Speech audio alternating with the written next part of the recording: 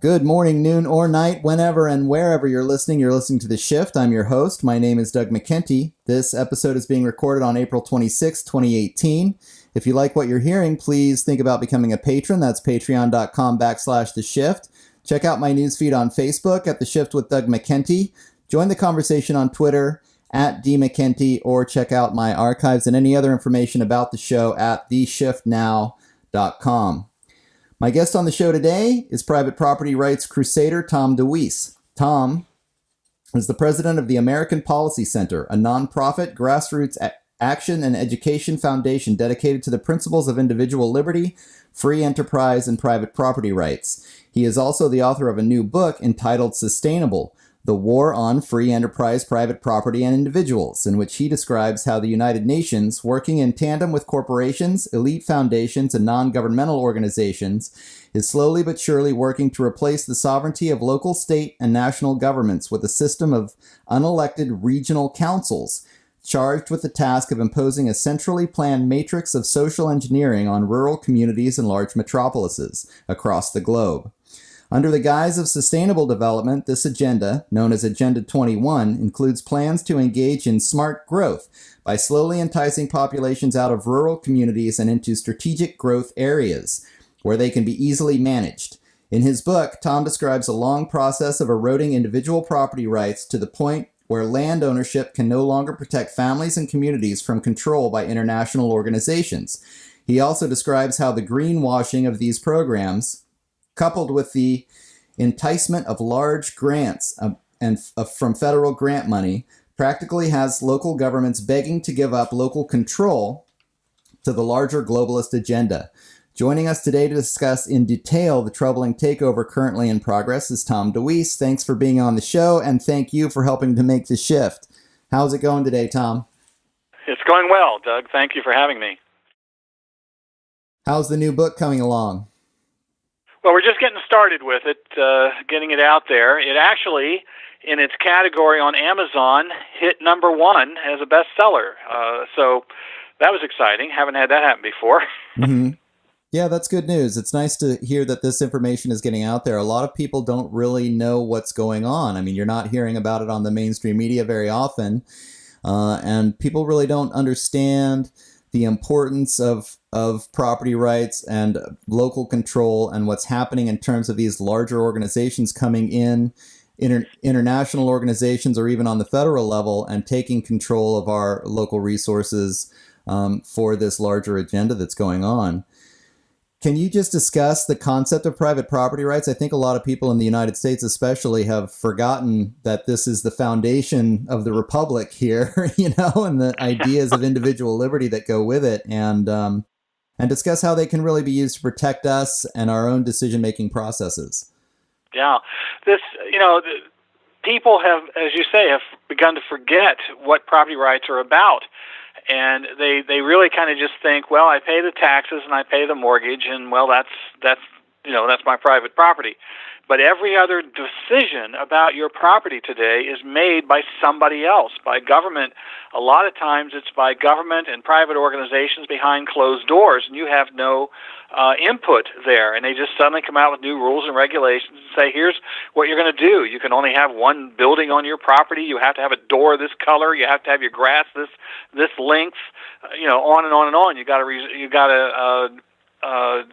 reserve or preserve this much green space on your property, just name it. They have all these rules and regulations, and that is not private property. That is, you are renting, and they are telling you how you're going to live on that land you're renting. Even though government doesn't have a single stake in your property, they, continue to do this. But what we're looking at, and I'll go into detail about what these programs are and where it all comes from. But what we're really advocating to people is, what the definition of private property is, so that they know that we can reestablish this. Because people used to understand trespassing. You come on my property, you're going to pay the consequences for it. But today, when you say that, now you sound violent. Now you sound politically incorrect, now you sound fringe nut that it's your property and I can't come on it. Mm-hmm. And so, this is what we're dealing with. We've had so much that has happened to private property in the last several decades, and it was interesting because the state of Washington was one of the first states that were really targeted by these policies we're going to talk about, and they began to have a lot of new cases come before the courts on property. And they began to realize they didn't have a proper definition. What do we mean by private property? And we can go back into the history of John Locke and what he believed that private property was, and the founders, used his ideas and so forth, but that had all been forgotten. So the state Supreme Court in the state of Washington back in the 1990s, one of their members, Justice Richard B. Sanders, wrote a Fifth Amendment treatise, and he described private property this way. He said, quote, "Property in a thing consists not merely in its ownership and possession, but in the unrestricted right of use, enjoyment, and disposal. Anything which destroys any of the elements of property to that extent destroys the property itself. The substantial value of property lies in its use. If the right of use be denied, the value of the property is annihilated and ownership is rendered a barren right." That is a quote that I use constantly in my work to get people to understand what this is about. Again, the right of use. You can you can buy lots of property, but if it has to sit idle or it's completely controlled by what you can do with it, what do you have it for? You got to pay taxes on it. You got to pay the mortgage on it, and it's not doing you any good. So, but John Locke talked about if a guy owned property, wasn't allowed to use it, then he couldn't get the fruits of his own labor, and it just had no purpose in it whatsoever. And what he talked about was if property isn't protected by people, then it could just be grabbed, and we just become a community of animals, just eating each other over it. If you don't recognize private property, what do you have to protect you?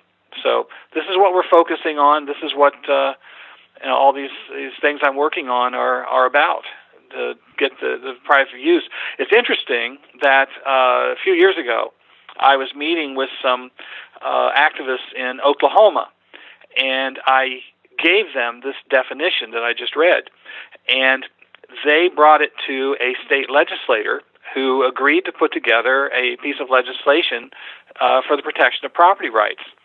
Unfortunately, in the legislation, he only used the first sentence that talked about the unrestricted right of use. Didn't go any further. Didn't talk about how if you didn't have the right of use, it would be that the property was destroyed and all that. The sustainabilists, the people who are pushing, all these NGO groups and stuff are pushing these new programs, went berserk over that, and they went to every single community, every city council, every mayor in the state, and they said, if this bill is enacted, you will no longer have a purpose to exist. You will not have any control over the property in your jurisdictions, and so forth. And they got the bill killed.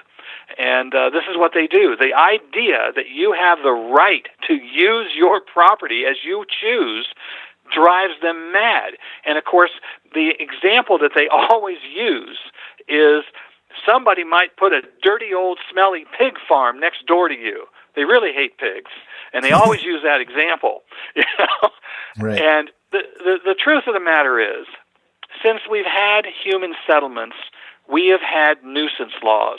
If somebody's got a smelly pig farm, if somebody's got a bright light shining in your bedroom window at night, if somebody's got loud music, doing other things, you have a right to go to court and say, got to make this guy stop it. More importantly, the way these things used to be handled was that you went over and said, John, can you turn the light off at night? Oh, sorry, Pete, I didn't know. This is how most things would be handled. If in extreme cases you take it to court. Under sustainable development policies that we're dealing with now, it's a one-size-fits-all dictate. And you don't have the ability to talk to your neighbor and talk about reason and work things out. It is dictated to you, and there's no recourse is the way they line it up. It's all one-size-fits-all dictatorship. So that's basically what we're dealing with here.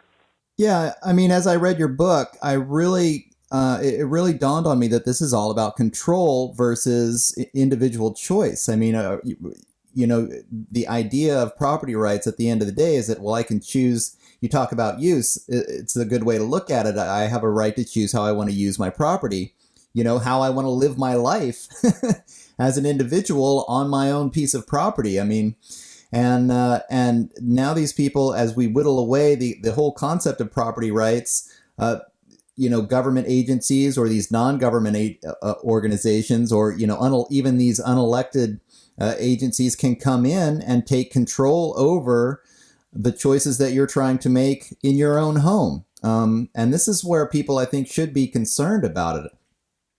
The other thing, just as we're talking about it as part of this introduction, I mean, like, and you kind of touched on it just then, is that these private property rights can be used. I mean, if somebody puts a smelly pig farm next door to you, then it devalues the value of your property, and you can use private property rights as a way to stop them from, denigrating your property. I mean, so there are ways to actually use private property rights to help keep the environment clean.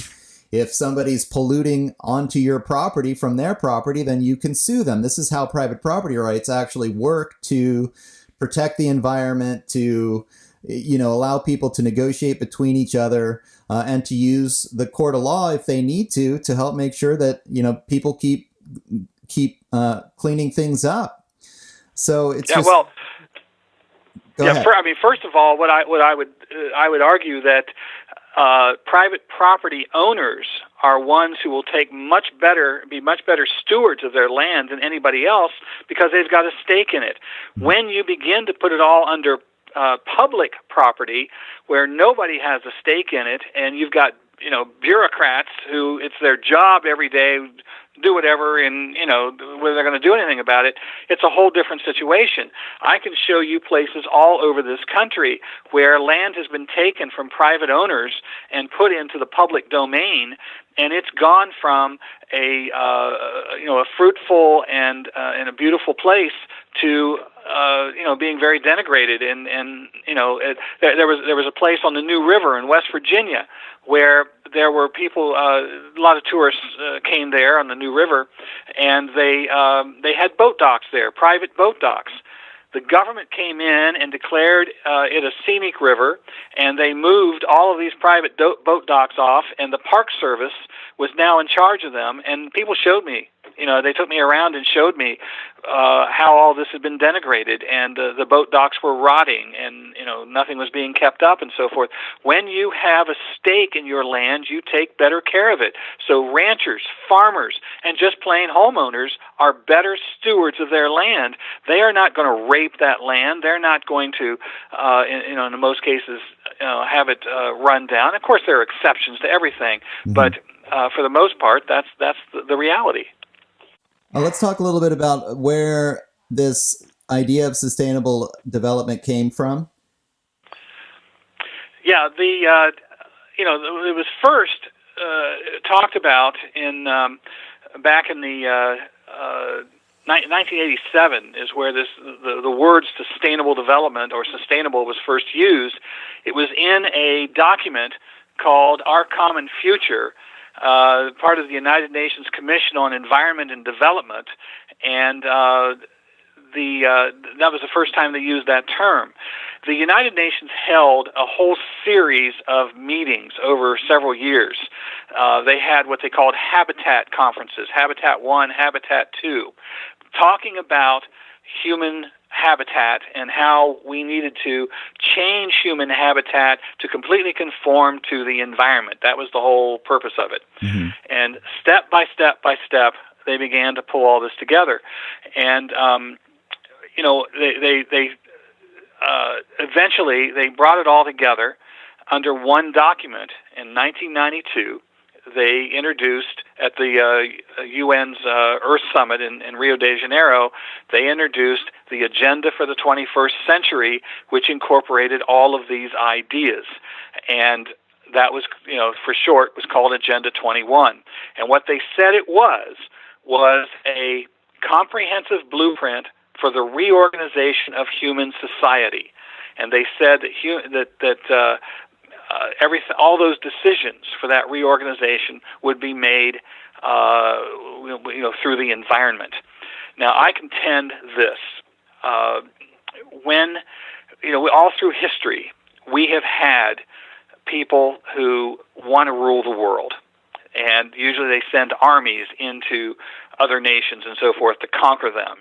And that's the way it's been done. Napoleon, Alexander the Great, whatever. And the question becomes, what if somebody came up with a plan that would unify everybody under it, that they were going to conquer, to the point that they would join in and help them conquer them and control them? What would be the message that would be so powerful that they could accomplish this? What they came up with is the threat of environmental Armageddon. I have had environmentalists say to me over and over again, it doesn't matter how many rights you think you have if you don't have a planet to stand on. So now, as they begin to have all of these threats to the environment, the whole global warming thing, and water usage, and energy usage, and overpopulation, and on and on and on, all of these brought together, as they were through these UN meetings, all these different threats, then people began to get scared and say, oh golly, yes, we've got to do this. And they started throwing their rights on the bonfire like a good old-fashioned book burning. And, they've been doing that ever since. And Agenda 21 was the culmination of all that.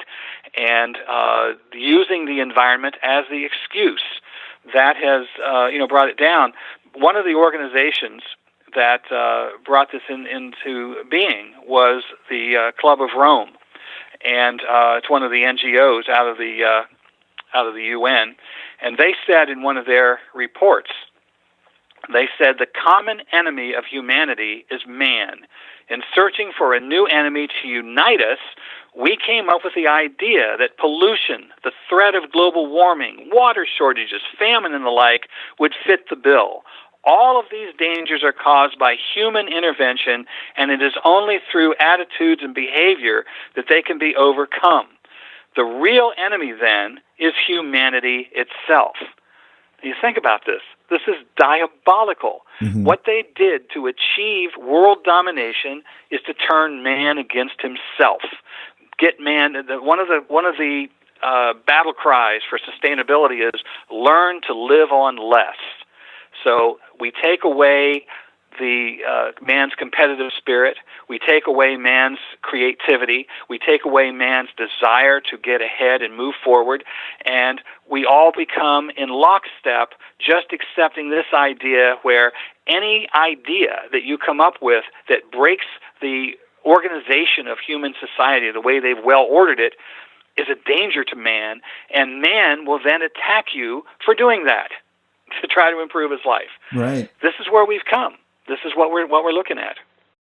Well, one of the interesting things, you talk about the Club of Rome. These are a lot of elite people who are members of this. And as I was reading your book, and you go into some detail about how these elite foundations, the Ford Foundation, the Carnegie Foundation, some of the others are working with the United Nations in order to promote this stuff. But it's these same elite guys that are owning the oil companies. Like, if they really cared about the environment, wouldn't they just stop polluting, And instead, they're the very people who are doing the polluting of the environment are the ones that are organizing behind the scenes this whole sort of greenwashing event that seems to be targeted at local sovereignty and individual decision making.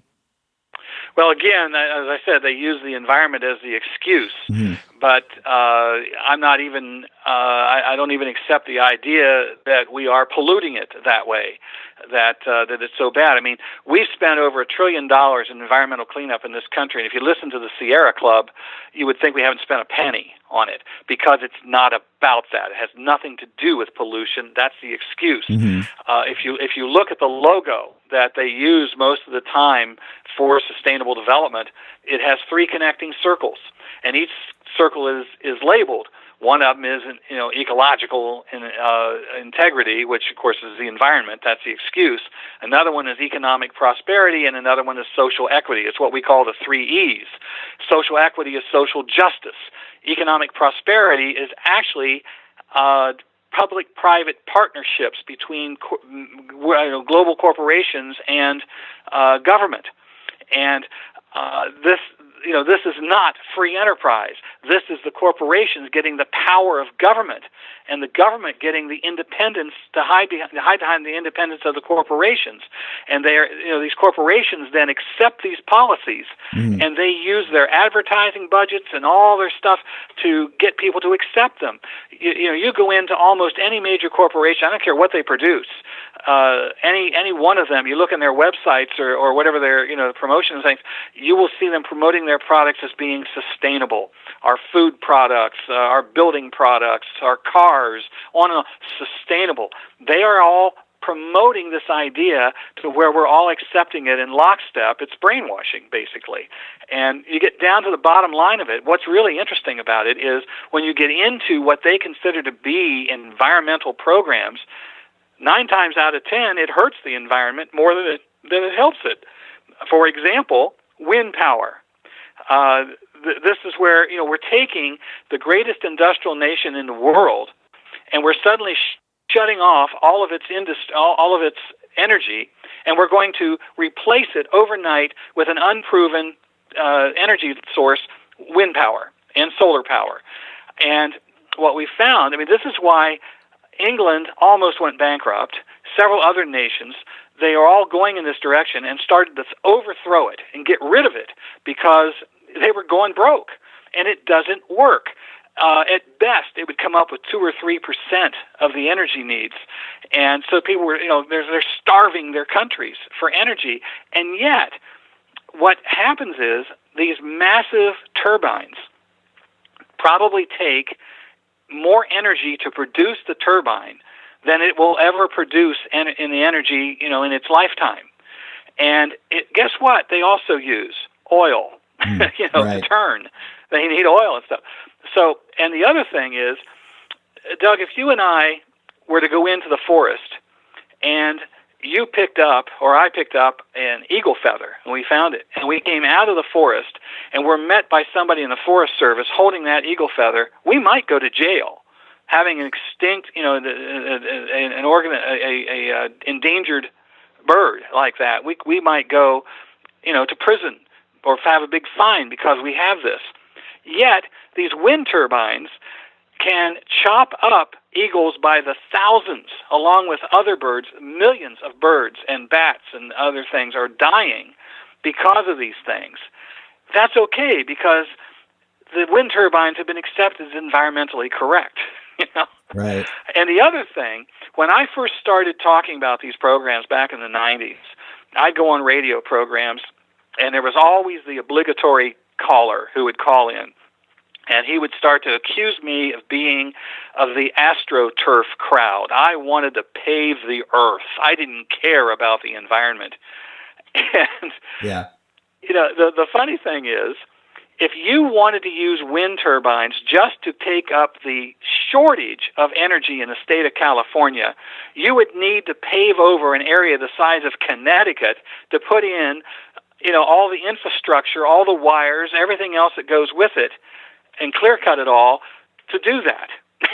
Who wants to pave the earth? Not me. Mm-hmm. This is how insane this stuff is. It has nothing to do with the environment. It has to do with control.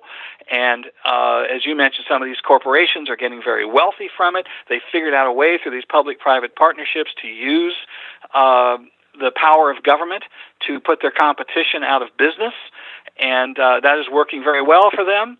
And a small farmer is the one that's sucking the wind the most. They are really in big trouble, and I can go into great detail as to why that is. But this is a result of these programs. Well, let's get into this concept of the public-private partnership, because this is the root of the organization of how this Agenda 21 is getting implemented. Just there's government, there's non-governmental organizations, and there's corporations, and they're all working together towards doing this. So, I mean, I think what really interests me is that, so much of this is targeting what you would call the left or the progressive left in the United States. Let's say the environmentalist groups, and yet what we're looking at is that these people on the left, it seems like they're getting almost sort of snookered into helping this corporate takeover. I mean, right? Interesting. This thing has been greenwashed to the point where people think they're doing the right thing by helping the environment, but really they're just helping the large corporations in this, taking over of the marketplace and eliminating competition and monopolizing resources. Yeah, all the time they're doing that and messing with the market, they are blaming capitalism for all of our problems. Right. And there's no capitalism in public-private partnerships. I want to say very clearly, one of the worst organizations in this country pushing public-private partnerships is the Reason Foundation, a libertarian organization that says they believe in free markets. And I have been against these guys since they started this. Public-private partnerships end up, for example, a few years ago, they were working to produce the Trans-Texas Corridor, and one of the things they did, there is a Spanish company called Sintra that got the contract to put this highway together. It was a no compete contract, and here you had highways going through this area, and you had you go into towns, you'd had exit ramps, and the towns would live off the exit ramps, off of restaurants and filling stations and tourism and things like that. Trans-Texas Corridor had no exit ramps. Now Sintra was going to have its own restaurants, its own filling stations in the middle of it as you're going down the highway, so it cut all those off. The other thing it did was it would go through private property. You might have your house on one side of it and your barn on the other side of it, and you'd have to drive 50 miles to get to the barn because there were no exit ramps and so forth. And so this kind of thing. And, it was a complete monopoly. That is not free enterprise, and yet here was the Reason Foundation promoting it as free enterprise. And I just got something from them yesterday, again, promoting public-private partnerships. Now, there's a big difference between a government entity, let's say a school board or whatever, that puts out a competitive contract. They want to have a private company run their their lunch system, for example, or maybe their cleaning system. Who knows what it is? But if they put out a competitive bid, that's competition. You're getting the lowest bidder. You're getting, and that bidder, to keep it, has to do a good job and everything. In a public-private partnership, that doesn't exist.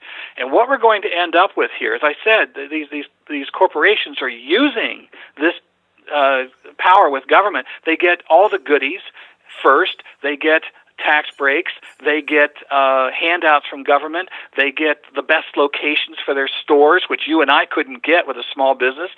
So now you're seeing small businesses, it's almost impossible to start a small business anymore, and they're getting wiped out one after another. And so we're going to end up with a day where we have 10 corporations in the world. One corporation handles all the food, one handles all the banks, one handles all the manufacturing, on and on. We're very close to that situation happening now, and it's because of this connection between this government with sustainable development policies, which are total top-down control, and the corporations that are playing ball with them. States right now are passing legislation called benefit corporations. Benefit corporations are ones that have said, we will promote sustainable policies. Oh, good, you can go to the front of the class. And that's, this is where we're headed with this. It is not free enterprise. It is the destruction of free enterprise, and it's the number 2 plank in Agenda 21 and sustainable development. Environmentalism is the excuse. Public-private partnerships are the way of controlling the economy, and the third way is social equity or social justice, and this is the biggest one of the three. So there is no justice in the world. You have a bunch of whiny brats who don't feel good about something, so don't do it anymore. And so we're losing our ability to have freedom of speech. We're losing our ability, and they now call it racist under social justice, to own private property. Why? Because some people can get wealthy off of private property, and that's not fair to those of us who don't own it. On and on and on. Social justice is the greatest threat we face with all of it. Well, this was another interesting thing that came to my mind when I was reading your book, is that a lot of times, things like the racism issue that you're talking about, the racism issue was caused, African Americans couldn't buy in certain neighborhoods because the developers couldn't get the HUD grants or couldn't get the government grants to be able to build integrated housing. And so the government causes the problem, and then suddenly swoops in and says, oh, hey, now we have this sustainable development plan, and as long as everybody does this, then we'll all get along and get together. And just as these mega corporations are the ones causing the, environmental issues, they don't want to clean up their toxic messes.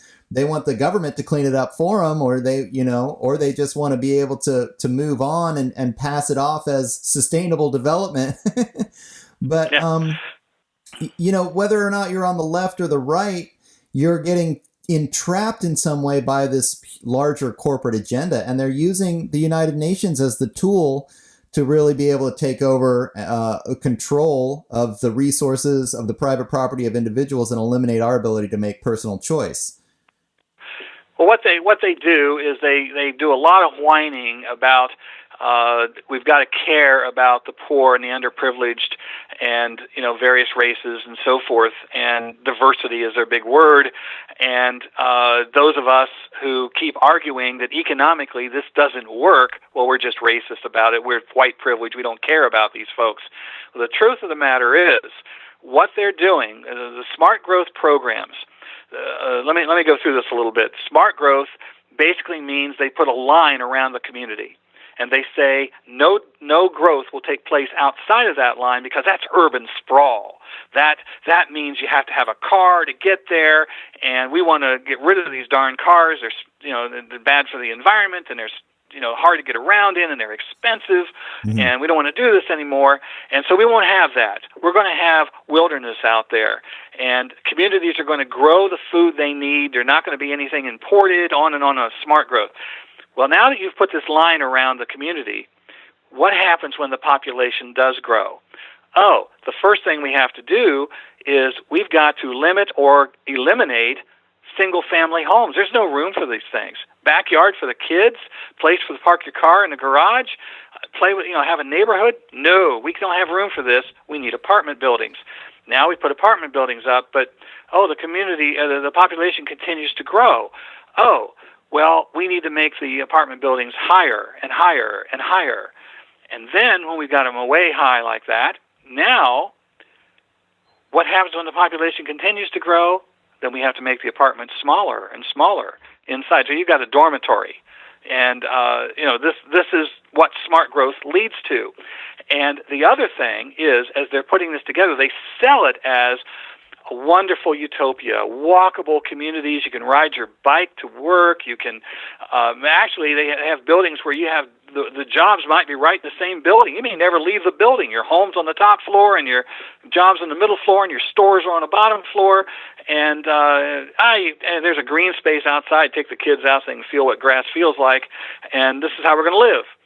And what begins to happen is, you get housing shortages, you get higher costs for housing, crime begins to go up because you start packing people in like sardines, people start eating each other alive. That's just a reality. That's what happens. And yet this is a utopia that they tell us that we're all going to go for. We're all going to just live together, have a group hug, kumbaya, ain't life wonderful? Well, interestingly, what we have begun to find, we're supposed to be helping the poor. First of all, They use eminent domain to go into ethnic and low-income neighborhoods and bulldoze them, and build these sustainable communities, these high-rise communities. Well, the folks who lived there before, they had jobs, they had businesses in there, they had homes. Those are all gone.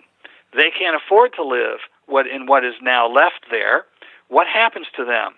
They now have to go into public housing, and they have to go on public welfare rolls. And their ability now to live a life of their own and achieve any kind of a dream for themselves is gone, because there's no way out of welfare once you get on it, because they have programs set up to where if you get a job, you need some assistance, but you get a job or you get some other source of income, you lose the welfare. Nobody can afford to do that. Nobody's brave enough to venture out and think, maybe this will work for me. So they're stuck there, and they're stuck in this housing. Now, what we have is under sustainable development programs, under the HUD's Affirmatively Furthering Fair Housing Program, AFFH, they've now gone into neighborhoods, high-income neighborhoods or higher-income housing, and they've said, well, this isn't fair that you have this nice home and these people don't. So we're going to move the public housing into your neighborhood. What happens then? Housing prices plummet. The value plummets. Sustainable development, like any socialism, leads to the same thing. Everybody is equally poor. That's the equality of it. And that's what happens with it. The banner of sustainable development, the chant is, learn to live on less. And this is how it's done. Well, that is where all of this is heading, actually, isn't it? Is a very centrally planned entire globe. I mean, they're attacking the entire globe with this concept. All around the world, different cities are starting to implement this, and it's a system of central planning, and it's really a system of social engineering where individuals aren't given the choices to create the kind of life that they want, but rather they're going to have it imposed upon them from the United Nations? Can you talk to this a little bit, but also maybe take a step back and talk about the big picture of what the overall plan is in general? Sure, yeah. Well, and it is. I mean, comprehensive blueprint for the reorganization of human society. And one of the things I didn't talk too much about in the book, and it's because I'm trying to help people just wrap their head around this without getting into everything. Mm-hmm. But a major part of this is population reduction. There are some of the promoters of this. So I've seen some of them advocate that the world can only sustain about 250 million people. Usually they all come together and agree about 1 billion people. Well, that means about 6 billion got to go. Right. And, the reason that, they talk about the teeming poverty and that we're overusing our resources and so forth. Well, we're not overusing our resources. There are bad governments in the world that overuse resources. You've got situations now in South Africa where they are wiping out the white farmers, and they're giving the farms to people who never saw a farm before in their life. This also happened in Mugabe's country, the other African country, and they were starving to death. They took bread baskets of Africa, and they're starving to death, Uganda. And so, this is what they do, this kind of control. That's bad government. One of the things in all those countries that isn't there allowed is private property ownership. So these people have no ability to raise any kind of wealth of their own and own private property. You got bad government that's destroying the environment. They use this as the example to make the United States comply to all this, where this doesn't exist. But isn't it interesting that the more this is being put in place, take a look at photographs I've been seeing from California now, where you've got more and more homeless. You've got homeless tent cities springing up and so forth in California as they're putting these plans in place. They're destroying private property, they're destroying free enterprise, and they're destroying individual choice. And this is the result of it. Becoming a third world country. And so that's where it all leads to. Now, how they've done this,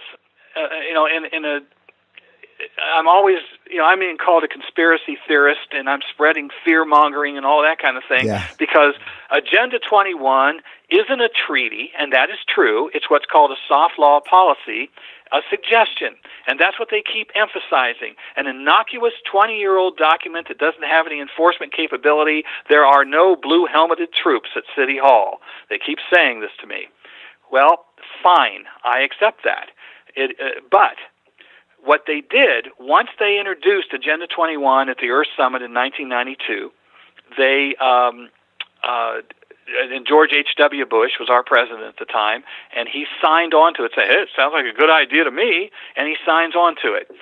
What that did was open up the American bureaucracy, the agencies of the federal government, to the promoters of this idea, these NGO organizations, the Sierra Club, the Nature Conservancy, the Audubon Society, the International Council for Local Environmental Initiatives, or ICLEI. These organizations, who helped write Agenda 21 at the UN level, now went into the federal government and began to work with these agencies. Bill Clinton became president the next year, and he issued an executive order and created the President's Council on Sustainable Development. Now this document, Agenda 21, that had no enforcement capability, the President's Council was established for the specific purpose of implementing the suggestions of Agenda 21. And on this council were these NGO groups. On the council were the heads of pretty much every agency in the federal government, and on the council were the heads of global corporations, all of them meeting together to decide what we're going to do to pull all this, to make this happen. One of the things they did was they created these grant programs through HUD, the EPA, the Department of Transportation, other agencies, and those grants came with very specific strings attached. The strings were the implementation of Sustainable Development or Agenda 21 policies. Now, the same NGO groups that wrote it at the international level, helped write this stuff at the federal level, then fanned out to the state level. They went into the state legislatures and they lobbied to get them to pass legislation that said communities had to come up with a comprehensive plan, development plan for their community. And now the same NGO groups went into the local community. You've got city councilmen sitting there going, what the heck is a comprehensive development plan? They'd come in and say, oh, don't worry about it. We got it all right here in a box for you, and we got the money too. You don't even have to think. Step by step by step, they started putting these things in place, and that's how it went from the United Nations to your backyard. Well, and that's what's so fascinating is that it's like a lot of this work is being done by these non-governmental organizations. I think a lot of them are getting funding from the corporations or from these very wealthy families. And none of these people are elected. All of this stuff is being done behind closed doors. We, the people, have no say in what's going on. And then they do this stuff, in the boardrooms of the United Nations. Then they come out and a couple, if you're the president of a country or the leader of a country signs on to it, and the next thing you know, the feds are on board, but then they really are circumventing our own democratic process here, the federalist process, where then these NGOs are going straight to city governments and just trying to get city governments on board. And because they do have this grant funding and they do have the plans all already in place, a lot of these local government, and plus they have the greenwashing spiel that they use that, this is going to be great for the environment and we need to protect the people and we need to be doing this kind of long-term planning, that the city governments will just sign on, but it's not going through any kind of democratic process, and we the people are not making this choice. Yeah, this is one of the things that I talk about all the time. Your first clue that this is happening is that the city council or county commission announces a new visioning plan for the community. And usually it ends in numbers like 2030, 2040, 2050, something like that. That's your first clue. Now, they will, these NGO organizations, which, by the way, live off of these grants. Yes, they get money from those foundations and from other sources, but they also live off these grants. It's one reason they push them. And so the next thing they do is they have somebody who's trained in psychology to lead a meeting on consensus. We're going to get consensus from the community. And most of the time, the only people even in these meetings are the NGOs. But if citizens show up, now they've got this elaborate thing on the board here, and they ask all these very specific questions to, do you agree with this? Will you agree with that? If you object, they will suddenly make you the point of everything. Even Doug over here could understand this, Yeah. kind of thing. And they intimidate them. They shut you up from opposition. And then when everybody comes out and they say, oh, well, okay, everybody, the community decided. This is all local. Truth of the matter is, if you read almost every local development plan in every community, they all read exactly the same. And I can take you to Jamaica 2050, Dubai 2050, anywhere in the world, they say the same thing. There's the one thing they all have in common: none of them are local. And this is the way to put them in place. The American Planning Association is the largest planning group in this country, and they are in almost every single community. They are a member of the Planners Network. And the Planners Network, if you go on their website, plannersnetwork.org, and their statement of principles, you will see this quote: "We believe planning should be a tool for allocating resources and eliminating the great inequalities of wealth and power in our society because the free market has proven incapable of doing this." Mm-hmm. That is pure social justice. That is the public-private partnerships, and that is a direct attack on free markets and private property. They believe that this is the proper way to do things. Yeah, one of the things that came up for me while I was reading the book too, and you've discussed all this talk about diversity. They're constantly saying, we're promoting diversity by doing this, and we're localizing, everyone is welcome from your community. But really what seems to be happening is they're implementing a plan worldwide that's going to take, the diversity of local culture and is going to manipulate it into being somehow some kind of a one world global culture that's been unified under this plan. So that it doesn't seem to me like they're advocating diversity at all. It's just so amazing that what they're saying, and what they're doing are really two totally different things. And it's also amazing how many people, buy into it. They really believe it. There's absolutely no diversity whatsoever in it. Yeah. And in fact, really interesting, Virginia Beach, Virginia, and their Plan 2040 is probably the most honest of all these. And I was just astounded to read what they actually said. They were, came right out and said it. And, they said the quality of life in 2040, our neighborhoods provide a variety of affordable housing alternatives that meet the needs of all people. All people have access to affordable, high-quality health care and lifelong learning opportunities. We are environmentally conscious and a green, healthy, and safe community. We have a culture of volunteerism and civic engagement. We support initiatives that strengthen our region. Mm-hmm. Well, first of all, we tried affordable, high-quality health care controlled by the government. We saw how that went. Lifelong learning opportunities are the current education system where you now have children earlier than kindergarten now being put into these systems where the brainwashing starts to become out. It's not about academics. It's about attitudes, values, and beliefs to make sure the kids all are in lockstep with what what they're preaching here. And, how do you get a variety of affordable housing alternatives that meet the needs of all people? That's done in a free market where people who are offering housing to all varieties know how to sell it to different income groups and whatever the case may be. But that's all eliminated. There is no private property in this.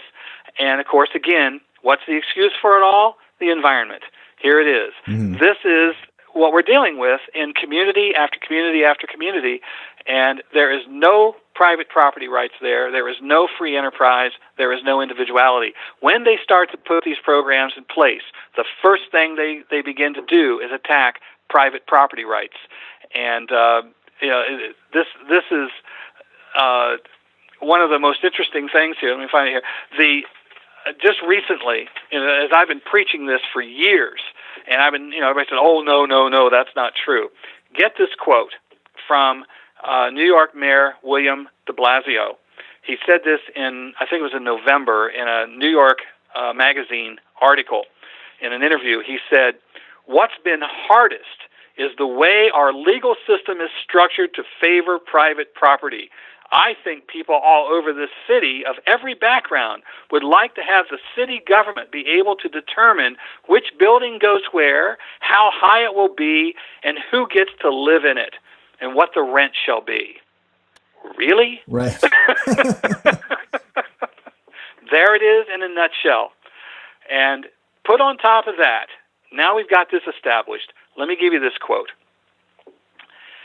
When you go into your city council, maybe your planning meetings or whatever, if you go in and listen, and they'll tell you why they need to do this development plan, one of the terms they'll use is, well, the chaotic growth of the community. We can't afford to have the community just grow willy-nilly. We need to have some control on this, the chaotic growth. Listen to this quote. "The chaotic growth of cities will be replaced by a dynamic system of urban settlement. The region is formed by an economic interdependence of its development from the industrial complex to the industrial region. The region has a single system of transportation, a centralized administration, and a united system of education and research." Sound familiar? This was written by an architect named Alexei Gutenov in 1968 in a book entitled The Ideal Communist City.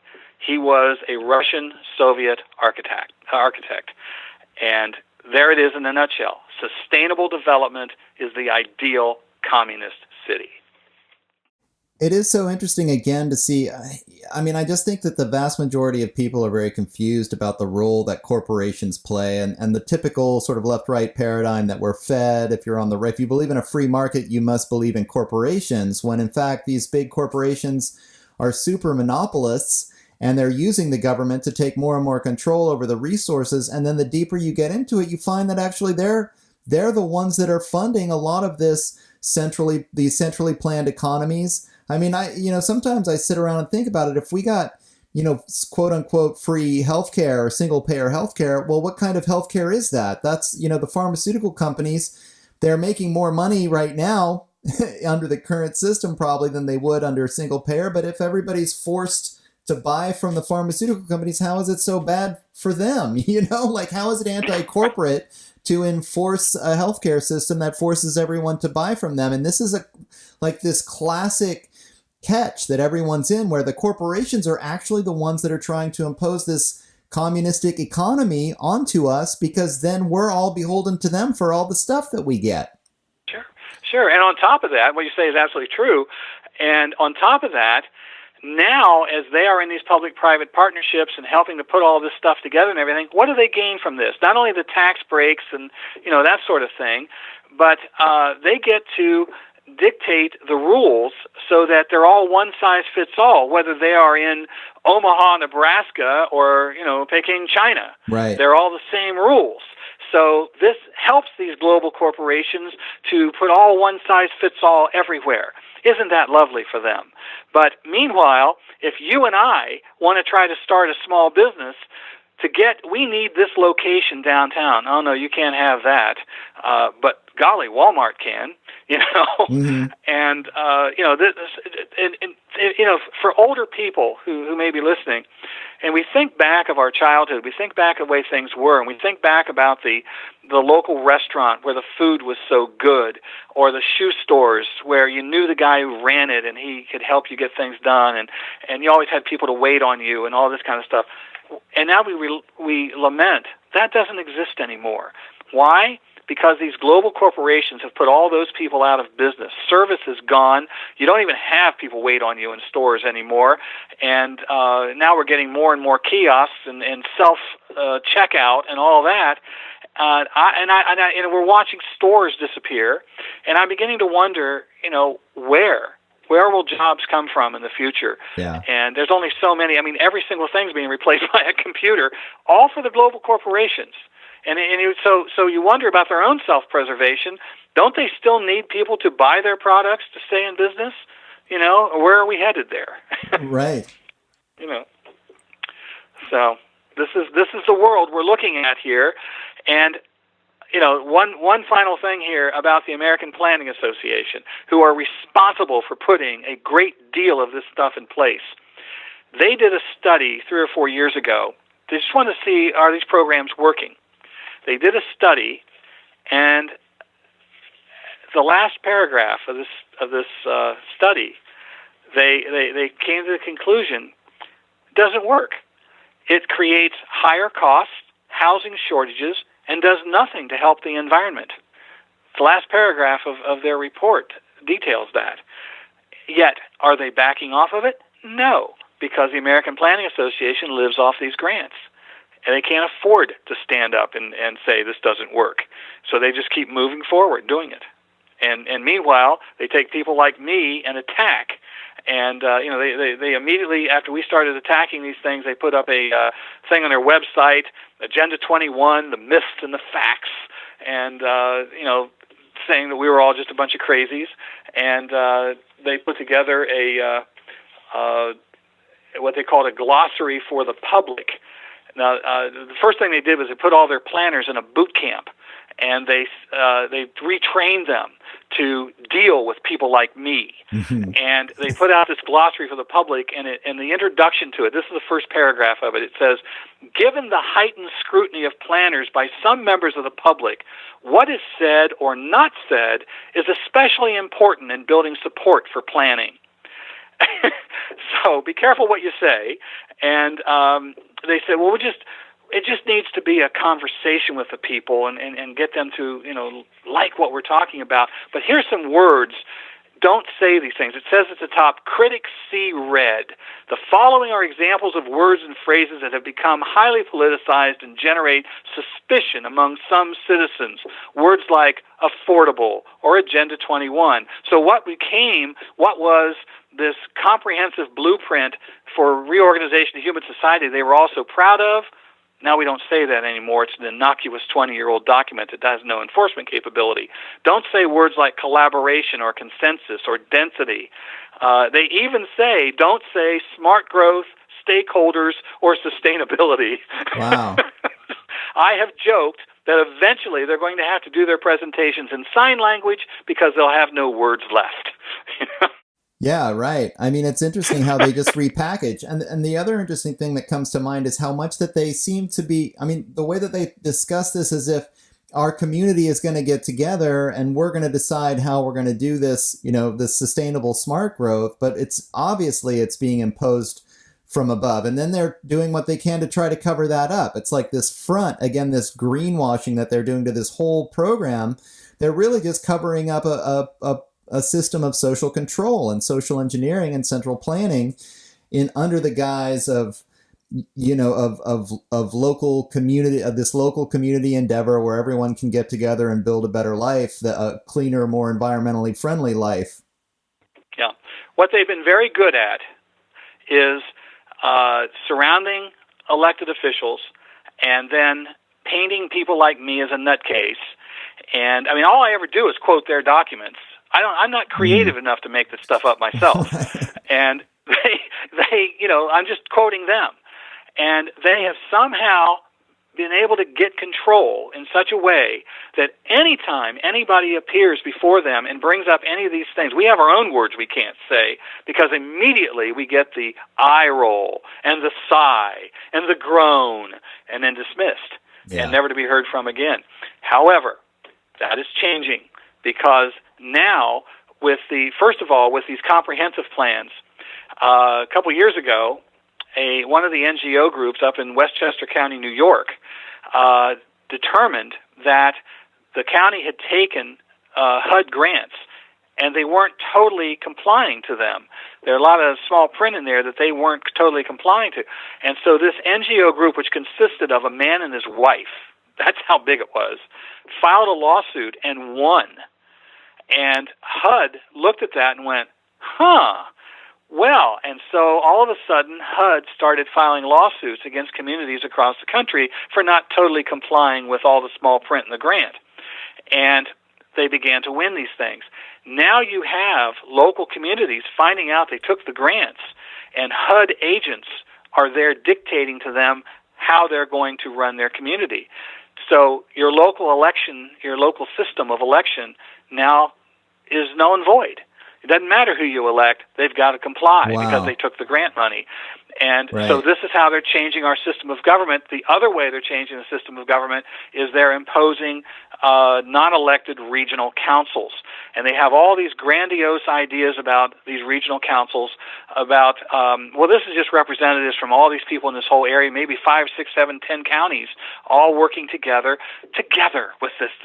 This Virginia Beach thing I read that has a whole section in there about how we have to have the regional government. That's the only way that we can move forward with all this stuff.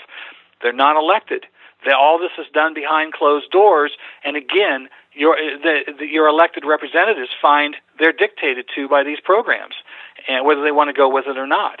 And so they are destroying our system of representative government at the local level. And, this is, again, how they're implementing these things. Yeah, that's the most amazing thing, and I had wanted to go in this direction just to get a kind of a big picture of what the end game is here, and it really is like the dissolution of, ultimately probably the nation state, and the control of local government by these regional councils.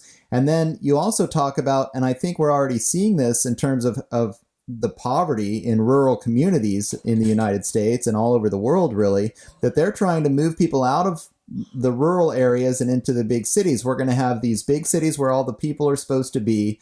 The rural areas are just going to be wilderness areas, and everything's going to be controlled by these regional councils. This is the plan that's in the works, and they're already establishing this.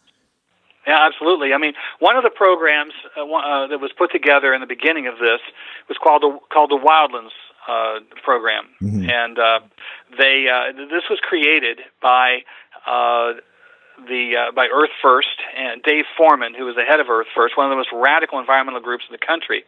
And what he called for was, his words, the rewilding of 50% of all the land in every state back to the way it was before Christopher Columbus came here. In other words, no human activity whatsoever. This meant closing roads. This meant getting rid of private homes, ranches, farmers, things like that, out of there and move them into the cities. Now, when we first started talking about this, and we talked about them hurting people in the cities, and, how can you do that? Come on. Well, the way they do it is they make it impossible to live there. They begin to come up with all kinds of rules and regulations, like wetlands regulations. There are places in this country where it rains once a year and they get one mud puddle. Oh, that's a wetlands.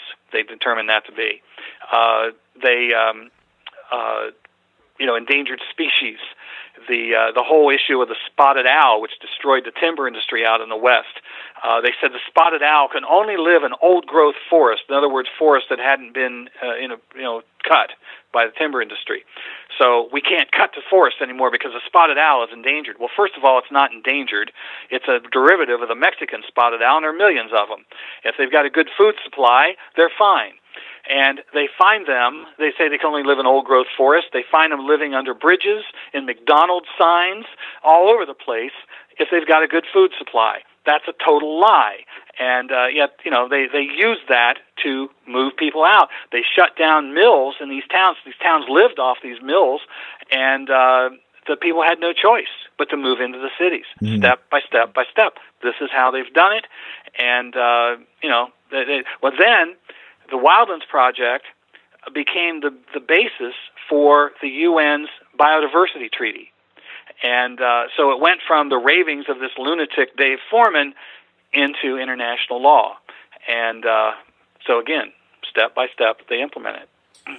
Well, I mean, to me, I guess that's the biggest issue, is that just a handful of people can go to the United Nations, or one particularly well-funded NGO. If you get a connection with them, you're going to the United Nations, then you're in these backdoor deals. The next thing you know, you're writing international law. There's no open debate. There's no transparency. There's no media attention. And then this international law comes out because a president signs on to a document. And then the next thing you know, every one of us has to follow this without any real, without any democratic process. I mean, we've given our power away and nobody even knows about it. It's happened in this underhanded way behind closed doors. Absolutely. And that's my whole point. Every single decision about your property and your life is being done by people behind closed doors. And, these NGO groups are working hand in hand with these planning groups and with these, UN people. Well, you mentioned the UN. Oh my goodness! Oh, you're just one of those crazy people. That's where it comes from. That's where these documents. I've got stacks of these documents, and one of the things, two things you'll see on the national, international level. They'll talk about, and you can look at some of these local plans and stuff. They'll talk about, well, we met with civil society. Civil society says this. Who's civil society? In UN documents, you will see that civil society means the NGO groups, and they actually have proposed that the UN be reorganized and they get rid of the Security Council. Of course, the United States has been a real mess to them in the Security Council because one veto stops everything, and we have done that many times, and so it frustrates them. What they want to do is get rid of that and create a council for civil society. These would be our representatives on the international level. Did you pay your dues to the Sierra Club? Because they're going to be your representative there. Wow. That's going to. Now you go into your local documents, and they're talking about. Well, we met with the stakeholders. Who are the stakeholders? The NGO groups. Mm-hmm. Not you and me. The people I believe are stakeholders are the people who have to live under this, the people who are living in that community. These people don't even live there. They're the stakeholders. This is the kind of lies, the garbage that they put out, getting people to accept all this stuff. And I will say this in defense of, local elected officials. I would say most of them got into running for office, city council, county commission, whatever it is, because they wanted to do something for the community. And the minute they're elected, the first thing we do when they get into city council, mayor, county commissioner, whatever it may be, we send them off to a national organization, the National Conference of Mayors. There's an organization for city councilmen, an organization for county commissioners. There's an organization for state legislators. There's a National Governors Association. We send them off to these places, and now they're rubbing shoulders with who's there? These NGO groups. Who's speaking to them from the podium? The NGO groups. Right. They pass out sample legislation and say, here's the latest that we've come up with. Such and such city tried this, and here we did this. This is the latest thing. They come home, they're met by representatives of the same group saying, did you get the sample legislation? Hey, we've got it all right here in a box for you. We got the money. We got all this. Mm-hmm. Eventually, these people begin to believe this is the proper way we run government. Everybody's doing it. Right. And you and I come in there and say, wait a minute. They're going, what? Yeah. And it's a lot easier than paving your own way, too. I mean, they're just handing you the system. So, why listen to the crazies? Yeah, right. In your community. Yeah. It's harder that way. We want to do it the hard way. Yeah, exactly. When they could just take the grant money, and follow the program and everything's good, right? Except you're giving up your freedom. What's your problem? Yeah. And then one more thing I want to add to this. We're talking about the education system. And I mentioned earlier about it being an indoctrination system. One quiet Sunday afternoon, I was sitting here and I got an email, and unfortunately I answered it because that started a response. This was from a gentleman who was attacking an article that I had written on global warming. And he was just really being nasty to me, and I wrote back and said something, and he wrote back and said to me. Well, then I started to research who this guy was. He was the head of an NGO group out of the UN called the Eden Foundation, like Garden of Eden. And lo and behold, what they promoted was called globally acceptable truth. Their premise was the reason we have war and strife and poverty in the world is because there is too much knowledge. And what we need to do is make life easier for people with globally acceptable truth. You accept these truths, and your life will be much easier. The frightening part about this whole thing was the section in the website where all the letters had been brought in from all of these world leaders saying, "You got it. This is the best idea I've seen yet." There it is in a nutshell. This is all based on, our entire education system is based on globally acceptable truth. Yeah, the thing that it keeps coming up as I do more and more of these interviews is the arrogance of a lot of these people. They just, they just don't those poor people, they shouldn't have to make choices for themselves because that makes life so hard. We're educated. We have access to the best PhDs. We have access to all the heads of state. We need to be able to make the choices for these poor people because they can't take care of themselves. And this is their justification, like as if they're helping us in some way, Exactly, yeah. And what we have here as smart growth is being put into these communities, studies show that prior to the smart growth surge in the 1990s, an average home cost about 2.5 to 3 times the median income of the community residents. So people earning, say, $40,000 could purchase a house like $120,000.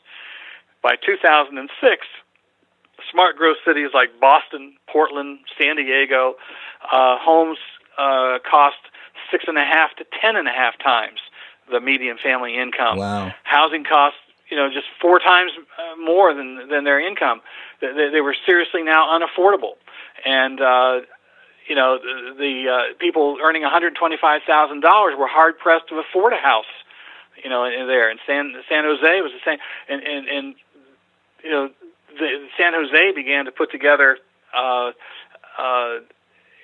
density of like 5,000 people per square mile, putting people all locked in there together.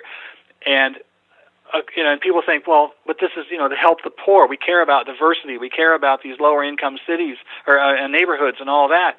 What we find out in Portland, Oregon, the exorbitant living costs have driven 10,000 minority families out of their urban homes. In San Francisco, thousands of low-income families were being uprooted from their homes and relocated. They put them in what they called preferred development areas. Seattle, their city government now intends to charge a new construction tax to pay for government housing, raising the cost of prices even higher. First they took the grants for this government housing. Now they've got to keep it up, and so they have to raise taxes in order to do that. In Baltimore, the NAACP filed a lawsuit saying that Section 8 housing created ghettos, and that wasn't fair. And, well, duh. I told you this. But they win the lawsuit. Now the city of Baltimore has to spend millions of dollars, and they're moving public housing into higher income neighborhoods because that is only fair. And they've also passed regulations that landlords who rent homes can no longer ask somebody if they can afford it or not. That's racism. So you're going to end up with no landlords and no rental houses available because who's that stupid to stay in it? And and the people who live in these upper income neighborhoods are now going to see their property values plummet, and they're going to be equally poor with the everybody else. That's sustainable development. That's what we're dealing with. Third world country, sustainable development. Right. Well, I know we're over an hour now, and I know you've got something else to go to later on, so we can go ahead and wrap it up. Will you spend just a couple of minutes talking about what you're doing in terms of solutions to all of this, and then we can go ahead and call it? Sure. Yeah, absolutely. Well, first of all, we are working with a lot of elected officials. I'm beginning to be able to meet with them now and talk to them about these things. They're still a minority of people, but they're some are starting to listen. Mm-hmm. One of the things I'm doing, we wrote the book as a tool to help educate people on all this, as we just talked about, and what to do about it. And now I'm working to put together a property rights network. And this is a connection, a network of activists, and concerned citizens and some of these elected officials that we're working with. And one of the biggest weaknesses we have is the legal side of things. That so many people call me every day saying, help me, help me, help me. And I don't have anything to offer them except, well, you can organize and you can get your people together and do, and they're looking at me like, what? Yeah. If I could just say, here's a lawyer, call them, or here's this legal foundation, call them. We're trying to kind of reach out to them and bring them together. We need some lawsuits filed. We need to begin to put legislation together and policies together that make these elected officials feel pain for their actions. In other words, make them responsible for it. Right now, if you filed a lawsuit and you won, the community, the taxpayers, pay for it. If there's a fine or whatever the case may be, or reparations or something. But I want to make it so these elected officials feel the pain themselves. I believe that if they were responsible, if something happened here, they'd start looking at these NGOs and say, get out of here. Victory is when they start to say, we can't do that. You know what my people do to me? This will be victory. We need to organize how to get these people out of office. We're creating tools to do that. The network is not a new organization. It is a means to network ideas and actions and so forth. So that's what I'm working to do, and go in that direction. One thing I want to accomplish here, and one of the examples I use on this, we have good representatives in state legislatures, but they're always in a minority. Let us say we have 3 guys in one state that are good guys, state legislators. And if we can network them with people in legislators in, say, let's 10 other states, there's 3 of them in each state, as an example. What if they could all get together and network, and they could put together some really good legislation to protect property rights or chip away at this stuff or whatever the case may be? What if on the same day, at exactly the same time in each of those 10 states, they each introduced this legislation and they had a news conference to talk about it, and we had activists already networked to support it when it was introduced? What if we got it enacted in 3 states? Would we not start a conversation? Would we maybe not start a movement? Yeah. As we're doing that? I've already passed this by some legislators who get excited about this idea. And in other words, we have activists working by themselves in places all over the country. People get discouraged. They get beat up. They get tired. And I want to give them some backup, some power behind what they're doing.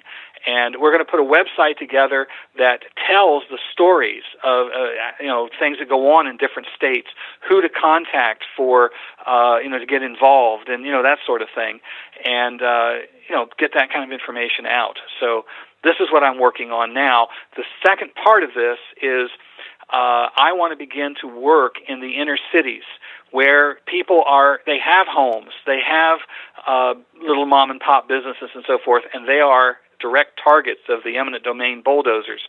I want to get to, there's a lot of companies that push small business support and that sort of thing. I want to start getting some grants together, get these people to come together to help these people start businesses and help them own property and build up their neighborhoods without government programs. Ben Carson has said the same things. I'm trying to get with him so we can work together on this and get HUD out of the way, get government out of the way, and let people begin to have a life of their own on their own 2 feet rather than government dictating to them. So this is what we're working on. Well, best of luck to you. I know how difficult it is. These NGOs have such deep pockets, and unfortunately money talks, and the moneyed interests that are behind the NGOs and the United Nations and this whole movement, it takes a real effort, a real grassroots effort to be able to make the change, especially when the mainstream media is not exactly helping you get the word out. So I really appreciate the work that you're doing. Well, thank you. It's not easy, I'll tell you. Yeah, I know. I've done a little bit of political work just here locally in Mendocino County, and it is pretty amazing how hard you have to work and how difficult it is to get over these big humps, especially when you're going up against any kind of a major corporation or anyone that's got these deep pockets. Because man, well, one of the big problems with our movement, our side, is we're so used to having it was the other way. We had private property, we had free enterprise, we had individual choice, And we've never been threatened like this before. Mm-hmm. And getting people to understand, how this has happened and what we have to do. And the problem is that our people will go down to a rally or sign a petition or go to a meeting or make a phone call, and then they'll come home and they'll say, well, I did that and that didn't work. We want everything now. We want one bill to fix it all, put it back together. I got to go home, and Yeah. The problem is the other side knows we're going to do that. They're sitting there looking at their watch saying, okay, they're gone. Now, let's go back to what we were doing. And our people are going, well, it didn't work. I'm not going to work anymore. We lost. We have to understand that a tiny little victory is a victory. And the worst thing, these people who are doing this, the worst thing to them is that a spotlight is put on what they're doing, that they're revealed. I believe if you've got a 5-man county commission and you could knock 1 or 2 of them out of office because of their support of these programs, the other 3 would sit there and go, ooh, and they would start to listen. Right. And we have to understand that, and that's the hardest part for me to get people to hear, but that's what we need to do. Little victories are victories. It is really challenging because, so many of us, we have to have a full-time job. We're going paycheck to paycheck. And these Sure. guys, this has been a long-term plan. And even if they do get defeated in the short term, they're going to be back. Somehow it's got to be, small victory on small victory. But this grassroots thing, on a lot of levels needs to start rolling so that the people just don't stand for this kind of thing anymore, if enough of us just kind of wake up to what's going on.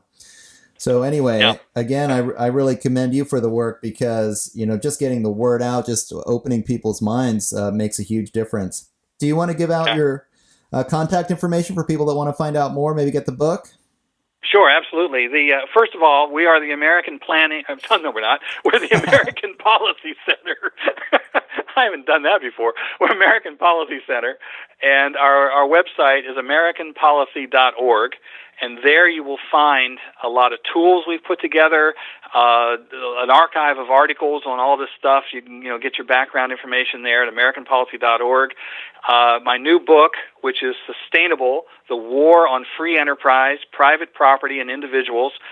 You can get it at AmericanPolicy.org, but you can learn all about it and order it at SustainableDevelopment.com. That's our website for the book, SustainableDevelopment.com. And get it, and you'll learn a whole lot about what we talked about today. It's all in there. Yeah, I urge people really to check it out and learn more about this because so much of this is happening behind closed doors and it doesn't get a lot of media attention, but it's, it's really influential. These people are manufacturing our future and we're not participating in those choices. So, the more that we can become aware of what's going on, the more that we can have, a voice in how our world's going to look for our children and our grandchildren. And we're not just going to let these guys, create that for us. So. Absolutely. Yep. All right. I just want to take a second to remind people that if they like what they're listening to, then they can become a patron at patreon.com/The Shift. If you want to check out my news feed on Facebook, that's The Shift with Doug McKenty. Join the conversation on Twitter at @DMcKenty, and my archives and other info about the show is at theshiftnow.com. I've been your host. My name is Doug McKenty, and thank you very much, Tom Deweese, for being on the show. Really appreciate it. Learned a lot from reading your book, and I hope more people do too. My pleasure. I appreciate it. Thank you. Sure thing. Have a good one.